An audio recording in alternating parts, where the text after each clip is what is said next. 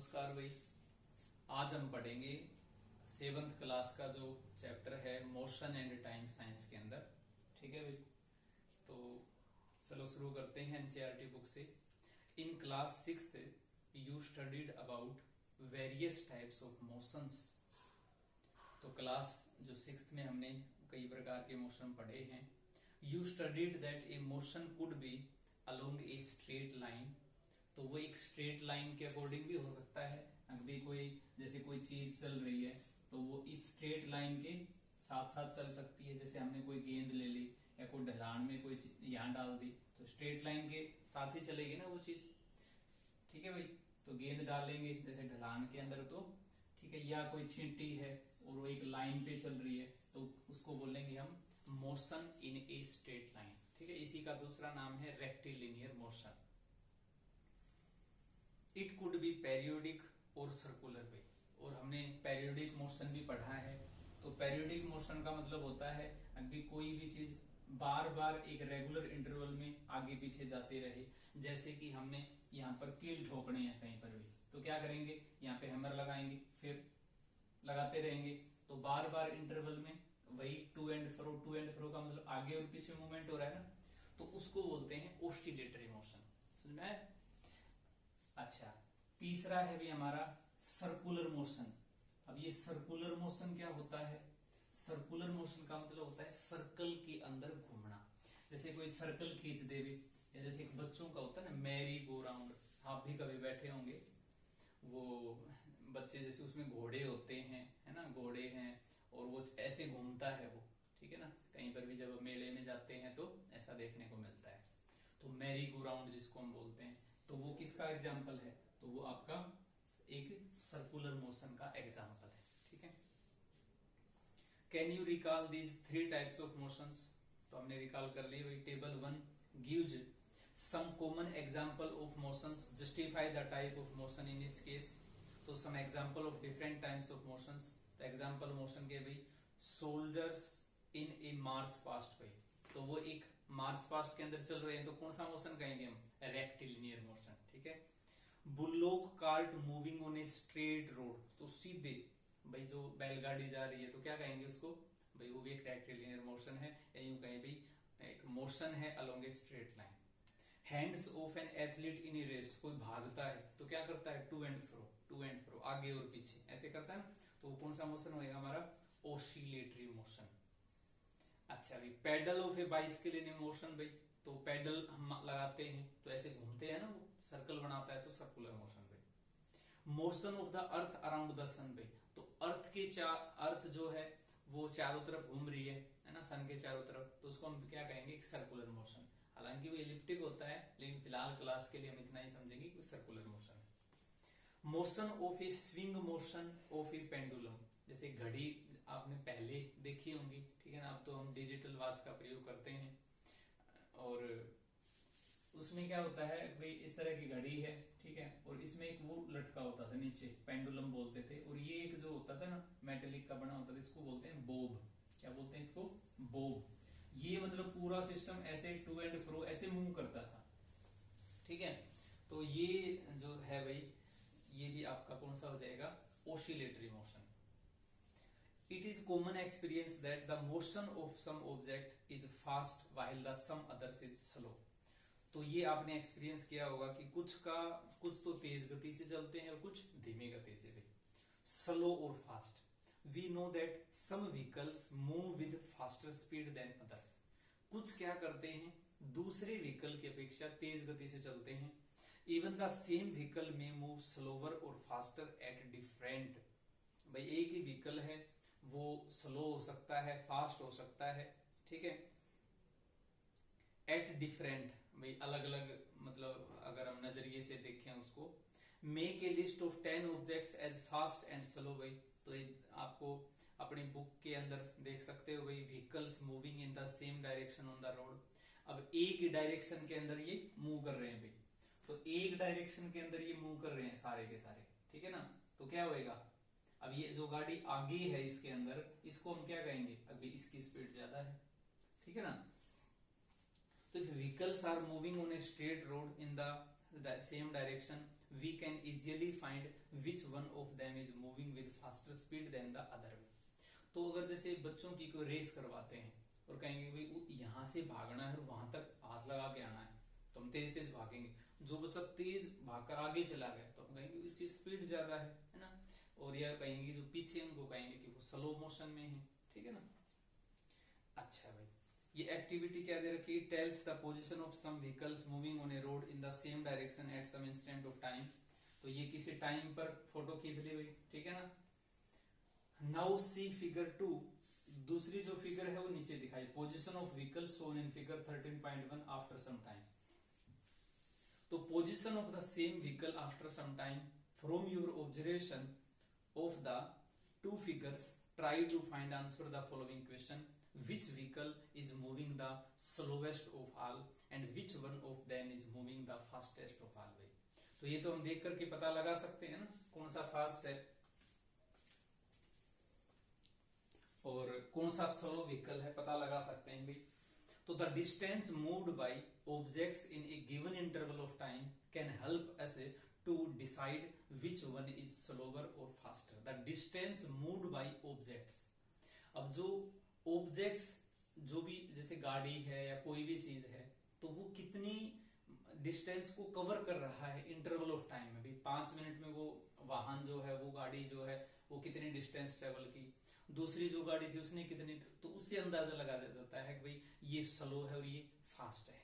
चलो for example suppose that you gone to see off your friends at the bus stand, consider you start pedaling your bicycle at the same time as the bus starts to move। ठीक है, तो आप भाई मिलने के लिए जा रहे हो या आपका भाई कोई दोस्त है जो बस स्टैंड के ऊपर, ठीक है भाई, आया हुआ है भाई, तो आप बाइसिकल पे जा रहे हो और कोई दूसरी बस है वो आपके साथ में भाई वो भी उसी टाइम पर मूव कर रही है उसी बस स्टैंड की तरफ, और आप अपनी बाइसिकल से जा रहे हो भाई तो उसी टाइम पर भाई। तो the distance covered bye you after 5 minutes would be much smaller than that covered by the bus भाई। एक तो 5 मिनट में बस कहां चली जाएगी और आपकी बाइसिकल भाई थोड़ी चल पाएगी। तो would you say that the bus is moving with higher speed than the bicycle, तो क्या हम कह सकते हैं, तो बिल्कुल कह सकते हैं भाई। We often say that the faster vehicle move with the higher speed in a 100-meter race. It is easy to decide the speed of whose is the highest way। तो हम अक्सर कहते हैं कि जो फास्टर जो व्हीकल है उसकी ज्यादा स्पीड है, और एक अगर 100 मीटर की रेस में ये डिसाइड करें तो जो जिसकी स्पीड ज्यादा होगी वो आगे जाएगा। One who takes shortest time to cover 100-meter distance move with the highest speed way। तो जो जल्दी कवर कर लेगा उसकी स्पीड ज्यादा है भाई। 100 मीटर का हम एक पैमाना रख लेते हैं कि यहाँ से लेकर के और यहाँ तक एक व्हीकल चलाना है, ठीक है, तो जल्दी कवर कर लेगा उसकी स्पीड ज्यादा है, और दूसरा कोई स्लो होएगा तो यहीं तक पहुंच पाएगा, ठीक है ना। अच्छा भाई, अब हमारा टॉपिक आ जाता है भाई स्पीड का। You are familiar with the word speed, sorry. तो फेमिलियर का मतलब परिचित, तो आप परिचित होंगे भाई स्पीड वर्ड से। तो in the examples given above a higher speed seems to refer that a larger distance has been covered in a given time। भाई ज्यादा स्पीड है तो इसका मतलब यही कहेंगे ना, भाई गिवन इंटरवल ऑफ टाइम के अंदर उसने ज्यादा डिस्टेंस कवर की। भाई 5 मिनट का टाइम था, आपको भी चलना है आपको भी चलना है, तो उसने ज्यादा कवर किया क्योंकि ज्यादा उसकी स्पीड थी, और a given distance covered in a larger time. The most convenient method to find out which of the two or more objects is moving faster is to compare the distance covered by them in a unit time। तो किसी भी एक time के अंदर उसको हम देखेंगे भाई, एक जैसे यूनिट का मतलब होता है 1, जैसे हम 1 मिनट का ले लें, चाहे हम 1 घंटे का ले लें, ठीक है ना, तो इस तरह से भी उससे पता लग जाता है। Thus we know that the distance moved by 2 buses in 1 hour we can tell which one is moving slower way। तो अगर जो डिस्टेंस 2 बसों ने 1 घंटे में कवर की उससे हम बता सकते हैं कि कौन सी स्लोवर है कौन सी फास्टर है। We call the distance moved by an object in a unit time as the speed of the object। यानी कि स्पीड का जो अपना एक फार्मूला बन जाता है, चलो ये आएगा आगे बता देंगे। When we say that car is moving with a speed of 50 kilometers per hour, it shows that it will cover a distance of 50 kilometers in 1 hour एक क्वेश्चन बन जाता है भाई, what is the meaning of saying 50 kilometre per our भाई। तो 50 kilometre per our का मतलब होता है कि उसने 50 किलोमीटर डिस्टेंस कवर की कितनी देर में, 1 घंटे के अंदर। However a car seldom moves for 1 hour with a constant speed भाई। तो एक जो कार है ऐसा होता है भाई, moves for 1 hour with a constant speed भाई। तो कई बार ऐसा होता है कि वो एक कांस्टेंट स्पीड से जा रही है। So when we say that the car moves with the speed of 50 kilometre per hour, we generally think only the total distance covered by it in 1 hour. अब भाई 1 घंटे में उसने कितनी जो है भाई डिस्टेंस कवर की है, तो वो हम मेजर करते हैं स्पीड। मतलब क्या हुआ, मतलब ये है कि जैसे मैंने यहां से लेकर के डी पॉइंट से लेकर के और ई पॉइंट तक गया और ये 500 किलोमीटर की डिस्टेंस थी, ठीक है, और मैंने कितना टाइम लिया, 5 घंटे लिए। तो स्पीड मेरी क्या आ जाएगी भाई, स्पीड आ जाएगी मेरी 500 को हम डिवाइड करेंगे, ठीक है भाई। तो जो 500 है उसको हम डिवाइड करेंगे किससे डिवाइड करेंगे, 5 से। 500 को हम 5 से डिवाइड करेंगे तो ये आ जाएगा मेरा 100। तो ये आंसर आ जाएगा भाई 100 kilometre per our, 100 kilometre per our, ठीक है। We don't bother whether the car has been moving with a constant speed or not during that hour भाई। इसका मतलब ये नहीं है अगर भाई हम प्रेशराइज नहीं कर सकते हैं भाई 50 किलोमीटर की रफ्तार है, तो भाई जैसे भीड़ वाला इलाका है उसमें तो आराम से हमारी जैसे गाड़ी में जा रहे हैं तो आराम से चलेगी, वहां पे भी 40 की स्पीड हो सकती है, 20 की स्पीड हो सकती है। लेकिन हम टोटल एवरेज स्पीड देखते हैं, मतलब चाहिए हो सकता है इसके अंदर पहले घंटे के अंदर मान लीजिए चली है हमारी गाड़ी 100 किलोमीटर पर आवर की रफ्तार से, ठीक है, अगले जो घंटे चली हो 200 किलोमीटर पर आवर की रफ्तार से, तीसरा जो घंटा है उसमें चली हो गई 50 किलोमीटर पर आवर की रफ्तार से, और चौथा जो घंटा है उसमें चली हो गई 100 किलोमीटर पर आवर की रफ्तार से, और पांचवें घंटे में चला हो गई 100 किलोमीटर पर आवर की रफ्तार से। तो ये अलग अलग रफ्तार हो सकती हैं, अभी हो सकता है कहीं पे हमें स्लो करनी पड़े, कहीं पे तेज करनी पड़े। अब इनका एवरेज देखो कितना आएगा, इनका एवरेज तो 100 प्लस 200 300, ठीक है, और ये आएगा भाई हमारा 400 500, ठीक है। तो मतलब एवरेज स्पीड हम कैसे निकालते हैं, इन सबको क्या करेंगे, सम कर देंगे, ठीक है, सबका सम करके, और कितनी है 5, तो 5 से डिवाइड कर देंगे, ठीक है।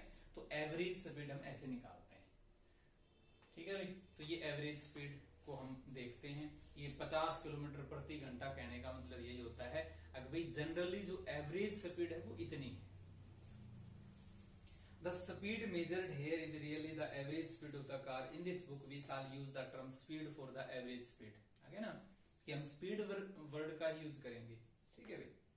So for us the speed is the total distance covered divided by the total time taken. तो speed की definition याद रखिएगा भाई, और फॉर्मूला स्पीड का जो बताना है आपने, what is the formula of speed भाई। तो स्पीड का जो फॉर्मूला होता है वो याद रखना है कि टोटल डिस्टेंस कवर्ड अपॉन में टोटल टाइम टेकन, ठीक है भाई। तो ये हम याद रखेंगे कि टोटल डिस्टेंस कवर्ड अपॉन में टोटल टाइम टेकन, ये स्पीड का है। In our daily life, we seldom find objects moving with the constant speeds over a long distance or for a long time periods भाई। अलग बात है अभी कोई खाली रोड है और वहां पे हमारे पास में गाड़ी आ गई और वहां हम भाई लगातार कांस्टेंट स्पीड से ले जा सकते हैं। लेकिन कहीं जैसे शहर में जा रहे हैं, अपने जैसे गांव में जा रहे हैं शहर से, तो वहां पे तो अलग अलग स्पीड हमें रखनी पड़ती है। तो अगर हम कांस्टेंट स्पीड से चल रहे हैं तो उसको बोलते हैं यूनिफॉर्म मोशन। यूनिफॉर्म, ऐसे स्कूल में हम क्या पहन के जाते हैं, यूनिफॉर्म मतलब एक जैसा, ठीक है ना, एक जैसी हमारी पोशाक होती है। तो यूनिफॉर्म जो मोशन का मतलब होता है कि हमारी जो स्पीड है वो एक जैसी रहेगी। 50 किलोमीटर की एवरेज भी हम नहीं कहेंगे, उसमें चलेगी। पहला घंटा 50 किलोमीटर पर आवर की रफ्तार से, दूसरा घंटा भी 50 किलोमीटर पर आवर की रफ्तार से, तीसरा घंटा भी, और घंटे में भी 10-10 मिनट है, तो उसमें सब में समान स्पीड से चलेगी, तो वो होगा भी हमारा यूनिफॉर्म मोशन। और इसके अपोजिट में क्या हो जाएगा, नॉन यूनिफॉर्म मोशन। अभी कभी तो भजाली गाड़ी, कभी आराम से लेके चले, तो वो हो गया हमारा नॉन यूनिफॉर्म मोशन भाई। तो अगर इसको हम लिखेंगे तो ऐसे लिखेंगे 10, इसमें जो डेफिनेशन दे रखी है, अभी the speed of an object moving along a straight line keeps changing its motion is known to be non uniform motion भाई। कि एक ऑब्जेक्ट है वो एक स्ट्रेट लाइन के साथ साथ मूव कर रहा है, लेकिन लगातार जो उसका मोशन चेंज होता जा रहा है भाई। On the other hand N object moving along a straight line with a constant speed से जा रहा है, तो उसको हम क्या कहेंगे, यूनिफॉर्म मोशन भाई। और इस यूनिफॉर्म मोशन के केस में क्या होता है, average speed is same as that of actual speed भाई। अभी आपकी एक्चुअल स्पीड आपकी 50 किलोमीटर पर आवर है जी, वो कितने भी किलोमीटर चले तो उसकी एवरेज स्पीड भाई, जैसे हम यहां से लेकर के और यहां तक चले, पहला घंटा, दूसरा घंटा, तीसरा और ये चौथा घंटा है भाई, ठीक है। 1 घंटा, 2, 3, 4 घंटे चले, यहाँ हमारी 50 की रफ्तार थी, सब में 50-50 की रफ्तार थी, तो टोटल जो रफ्तार आएगी वो कितनी आएगी, 50, 50, 50 और 50, 4 से डिवाइड कर दो तो आंसर कितना आएगा, 50 ही आएगा, ठीक है। इनका सम अप करोगे तो 200 को 4 से डिवाइड करना भाई, ठीक है।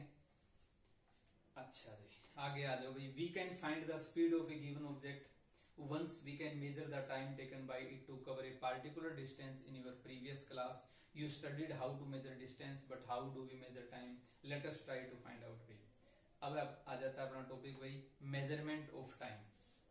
तो how would you decide what time of day it is? तो if you did not have a clock, have you ever surprised how our elders could tell the approximate time of the day by just looking the shadows पे? तो ये देखा जाता है भाई, जैसे अपने दादा हैं, दादी हैं, परदादा हैं, परदादी हैं, तो वो बता दिया करते कि अब इतना टाइम हो गया होगा। वो है ना, क्या करते हैं, छाया देखते हैं। जैसे आप भी इवन लगभग हमें पता है भी, जब सन बिल्कुल हमारे सिर के ऊपर होता है उस टाइम पे कितना बजे बजता है, 12 बजे का टाइम होता है, तो छाया होगी ही नहीं, है ना। जब इधर ऐसे मूव करेगी तो भाई इधर सन जा रहा है, तो भाई 12 बजे के बाद में, तो छाया के हिसाब से बता देते थे, आइडिया लग जाता है वो। अच्छा भाई, आगे है भाई हमारा, ये हो गया भाई हमारा। For example, they notice that the sun rises daily in the morning, the time between one sunrise and the next was known as a day. भाई एक बार सनराइज हुआ और नेक्स्ट डे ही सनराइज होगा, तो उनके बीच के टाइम को क्या बोलेंगे हम, एक दिन हो गया, 1 डे। अच्छा, एक मंथ किसको कहेंगे, जैसे मून होता है, ठीक है। मून 15 दिन तो क्या होता है, कंप्लीट होने में लगाता है, और 15 दिन कंप्लीट से भाई बिल्कुल डाउन में जाने लगा, तो 15वें दिन, 15 दिन उसकी होती है जैसे चढ़ती कला, 15 दिन उतरती कला, तो 15 प्लस में 15 कितने हो गए, 30, ठीक है। उनको कलाएं बोलते हैं। तो ये जो है 30 दिन, तो इसको क्या बोलते हैं, 1 मंथ बोलते हैं। अच्छा, 1 ईयर को क्या बताया है, 1 year was fixed as the time taken by the earth to complete its 1 revolution around the sun भाई। अब सन के चारों तरफ कौन मूव कर रहा है, अर्थ मूव कर रही है, तो जो टाइम लिया गया, दिस इज कॉल्ड 1 ईयर।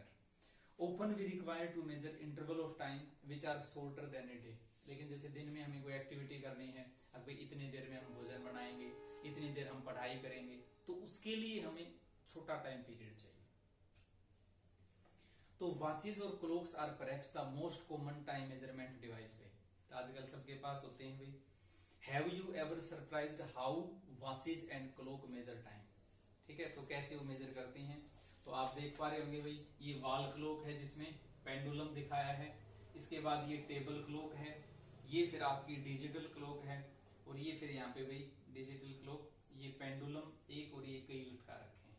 चलो आगे देखते हैं भाई। The working of clock is rather complex, तो जो क्लॉक की जो वर्किंग है वो थोड़ी कॉम्प्लेक्स है, but all them make use of some periodic motion. तो सब में क्या होता है, पेरियोडिक मोशन। पेरियोडिक मोशन का मतलब होता है टू एंड फ्रो मोशन, आगे और पीछे।